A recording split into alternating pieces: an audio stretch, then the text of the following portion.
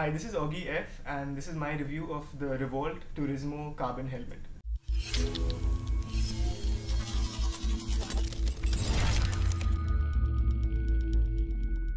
The helmet is called the Turismo mainly because it's meant for touring. And for those of you who ride long distance, you would know that in a touring helmet, there's certain features which stand out for you. First feature being that the visor itself should be either interchangeable very easily, or it should have a drop-down sun visor. The second feature being that there should be a good amount of ventilation as well, because obviously you don't want to get really hot on your long rides. And lastly is the amount of wind noise or wind resistance you get along with it as well. You don't want it getting too loud on a long distance ride. Now, the good news about that is the Turismo has all of those three features, and I'll be getting into detail about each of them in a few minutes. Along with that, you've got a lot of graphics as well, so it caters to all you KTM riders out there, to even some of the Harley customers as well. We've heard that it's sold well with the Harley crowd, and in general I think the colors which they offer would suit any kind of motorcycle or any kind of motorcycle enthusiast for that matter.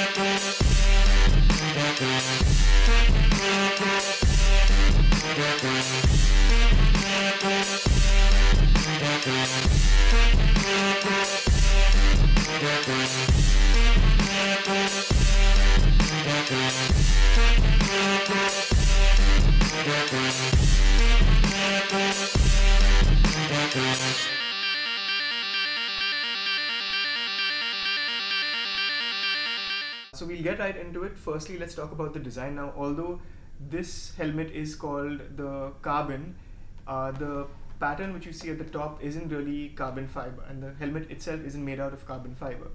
What it is sort of a 3D gloss paint which they've put into the helmet to give it that 3D carbon fiber effect. It still stands out in the crowd, and I've still had a lot of people ask me whether it's made out of carbon fiber, but it's not. It's just the paint scheme, and it's done that well, which makes it feel, or makes it look rather, like it is carbon fiber. The outer shell is available in 2 sizes, and the inner shell, or the inner portion of the helmet, is available in 4 sizes. So it goes up from small, medium, large into extra large. I'll be placing a picture of the sizing chart somewhere on the screen right now, and you can have a look at that and measure your head and accordingly decide which helmet would fit your head. Although I am recommending that you use that sizing guide to buy your helmet, I would strongly recommend that you go to the store or go to a nearby store and try out the helmet before you actually purchase it and rely on the helmet to be safe for you. It's always recommended that you do that. Next thing we'll talk about is the ventilation. Now, it has mainly 3 channels which allow airflow. So there's one on the top left over here, one on the top right over here, and then the main vent for the chin bar, which is over here.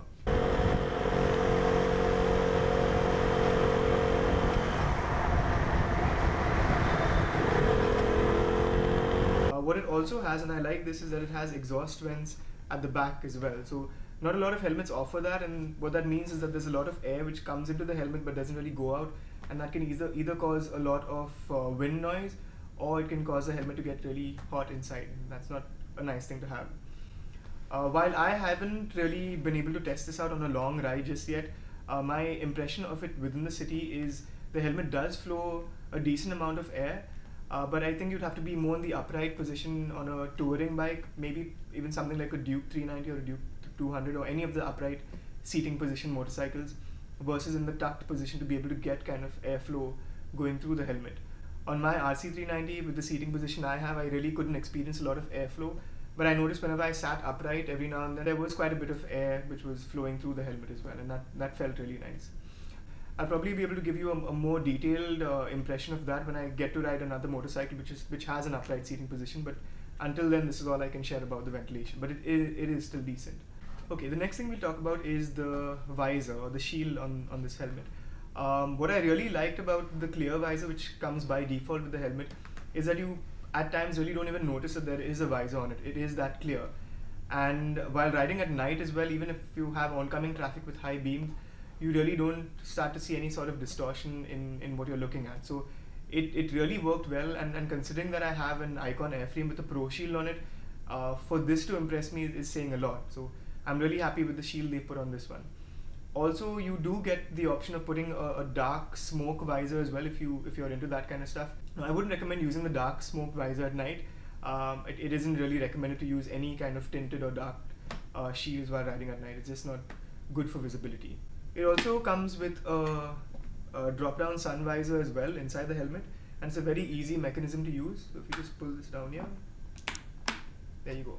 The great part about it is, in case you need to pull the visor back up, it's just a matter of touching that lever at the side, and I'll show you how that works in a second, and it just pops up back into place. So there's really no effort required to put the visor down and up, and it's a very easy mechanism they've used for it.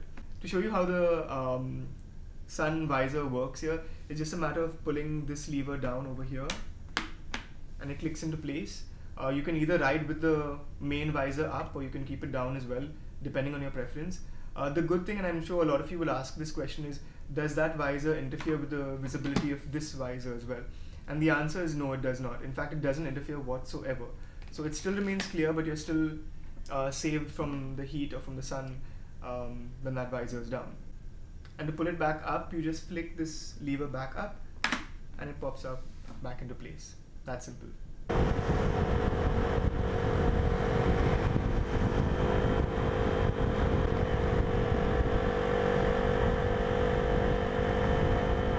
Another thing which will impress you tourers out there is the fact that this helmet weighs as less as it does.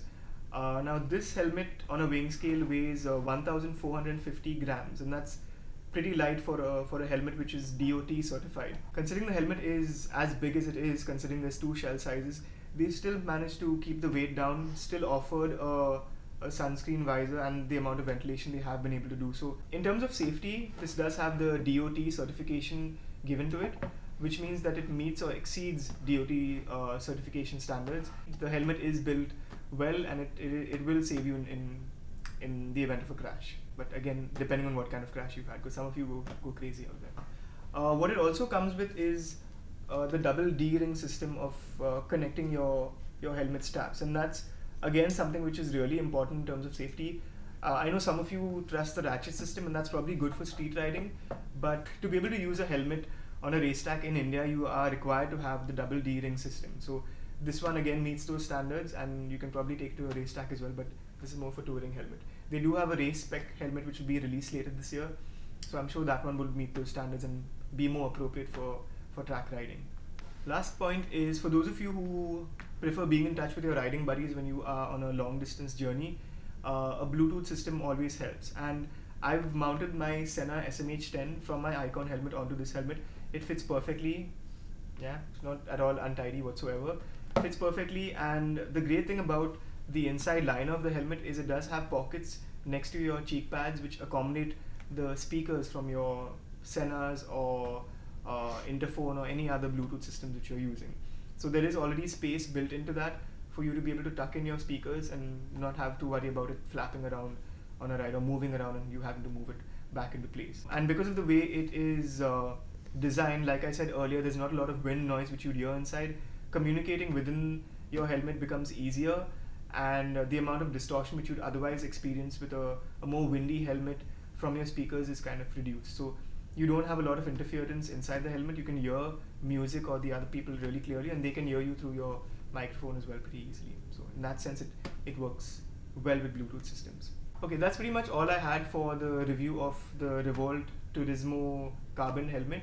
For those of you interested in knowing more about it, you can always check out their Facebook page and their website, and I'll leave links for both of those in the description of this video.